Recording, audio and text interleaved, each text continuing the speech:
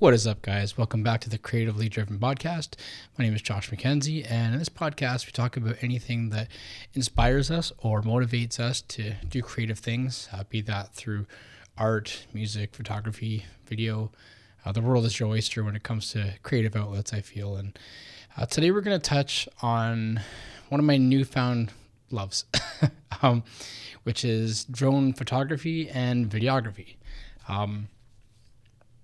So a long time ago, I think it was like 2017, I had bought a used drone from a friend of mine, and I only used it a couple times. I didn't really give it much of a try at all, honestly.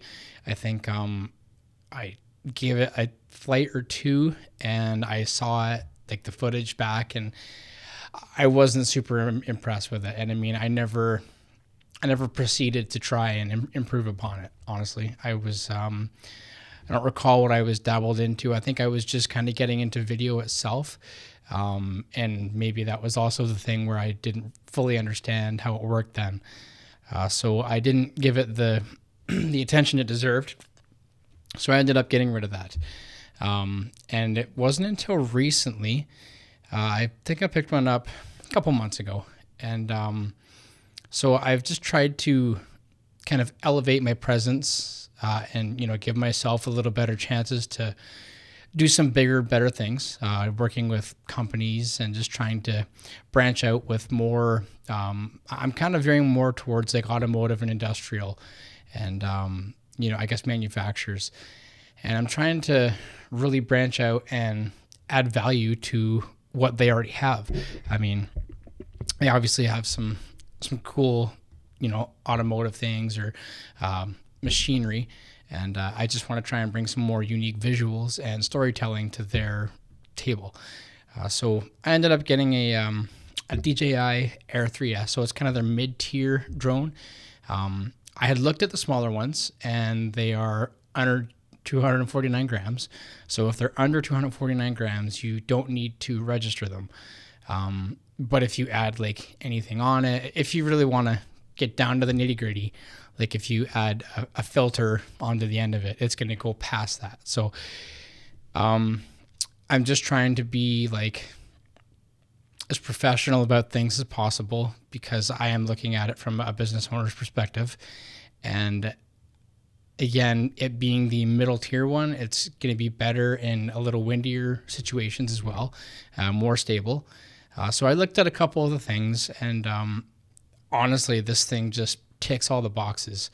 And I did some research, and I know people that had the previous generation, and they said it was, an awesome drone to begin with. So once I looked into the Air 3S, it really kind of reinforced my decision to get one. So yeah, I've had it for a couple months, and it's so wild to see how much just, when you're used to seeing things at eye level, I mean, even, 10 feet above is just a totally different perspective.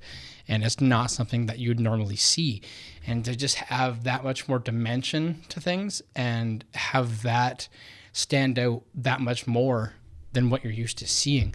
Like I took it out for a car shoot. I did a couple trial runs.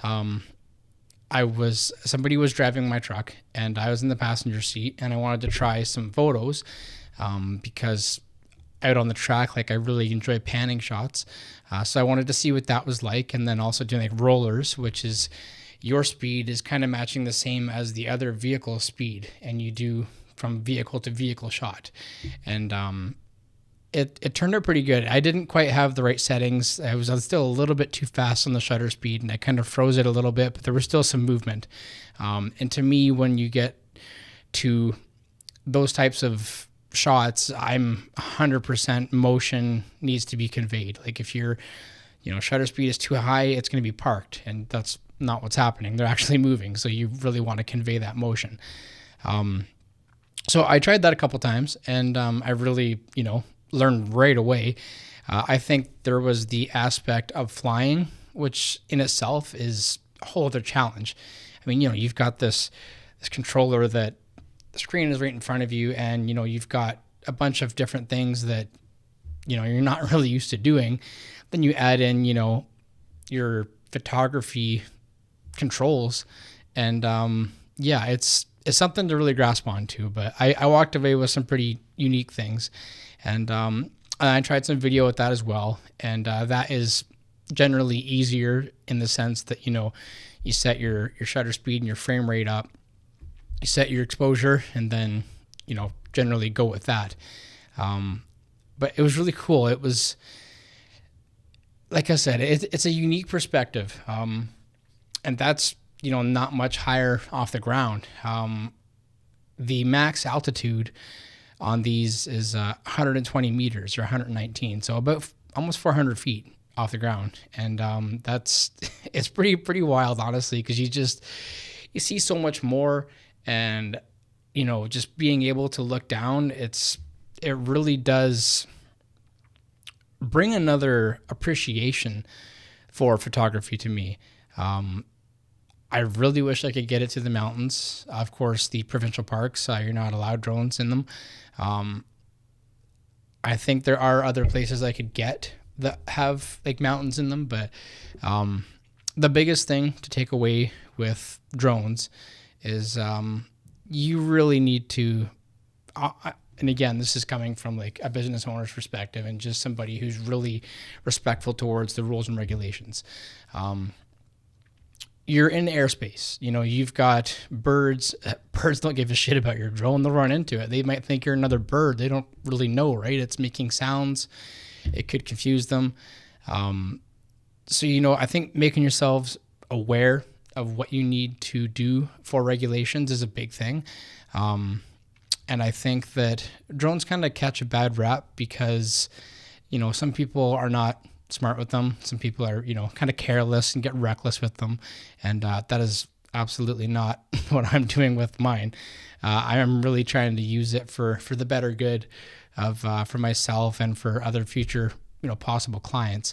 But yeah, so being able to look at that from a different perspective and add these different movements to things, it really does bring a different element of storytelling because you are in control of altitude, you know, up to a relatively drastic amount. Whereas, you know, if you're on feet, you're, you know, basically have to travel somewhere where it's going to be higher for you. Or you try and shoot super low at whatever you're trying to get at. So with that, I shot a couple of videos. One was actually kind of at this construction site, and I was kind of trying to work with this equipment company. And, you know, I had talked to them before, but I wasn't really part of their site. So I was just doing it from a bystander's perspective. But being able to, you know, get up a little bit higher and kind of zoom in, not, you know, invade anybody's space. You're kind of, again, just a bystander. You're not really in their work area. It was really cool to kind of push myself to, you know, respect their privacy, respect that space, you know, not be invasive. You know, you don't want to interfere with the live job site. However, if I was part of that, I could almost produce something with the customers and, you know, set things up and kind of have a bit of a shot list and, you know, storytelling, right? So I, you know, did the best of what I could, and I got some really good feedback. So I felt like I kind of gravitated towards it pretty quickly. I mean, obviously I've kind of got the video idea of things down, but it's those movements. It's really cool what you can do with them. And honestly, to think that technology has been put into our hands it's actually quite mind blowing. And to think that these are, you know, consumer grade drones. I mean, you know, they can range from anywhere from, you know, $1,000 to $3,500, which is enough. But depending on what you're going to use it for, I mean, you could buy, I think, maybe even Walmart or, you know, some stores like that will sell some for a couple $100. So depending on what you really want to use it for and what you want to get out of it, you don't have to put in that kind of money. You don't have to invest that much. To me, I saw a lot of potential in it. And even from the couple of things I've done with it and the feedback I've got, I would definitely say that it's been a wise investment. So with drones and their their capabilities, um, I kind of think that that's not as big of a niche as people might think. I think a lot of people kind of shy away from it because of the legalities and the regulations. If it's above 249 grams, you were supposed to register it. And I did. Like, I took my basic pilot's license and I registered it.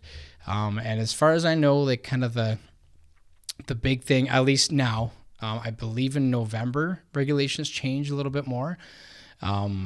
But as far as having an advanced license goes, that's if you are within 3 nautical miles of an airport. So I'm okay up to that point. I know that there are some people that do work around airports with them. I don't know if they need anything above and beyond the advanced license, but I went to an air show a couple years ago, and a guy was actually using his drone there, filming these guys actually on the ground doing things. So, I mean, it is possible, but again, the utmost respect of the airspace and the other vehicles around is high on the priority list. So yeah, going forward, I actually did some messing around this weekend and kind of incorporated some people more into it as well. So that's something else that is really interesting, is that you can still, film people's interactions and activities and just add that kind of bird's eye view, really set the scene a little bit more, and add a lot more of that storytelling aspect, where if you're on the ground, you're not going to have those layers, so to speak. Like, that depth of field is actually going to be more enhanced up in the sky because you have that much more view in front of you. So yeah, I'm definitely happy that I did it. I would recommend, if anybody is interested in doing it, to look into it, see if it's worth it for you, and see, to what degree you really want to take things on, because there are a few different pathways to navigate, but it's pretty cool. I'm definitely on board with the drone crowd. So I will leave you guys with that. And yeah, if you like this, I appreciate you tuning in, and feel free to like, subscribe, and follow along on your designated social media platforms. And yeah, definitely subscribe for more weekly creative fuel. And I hope you guys have a good one, and we will see you soon.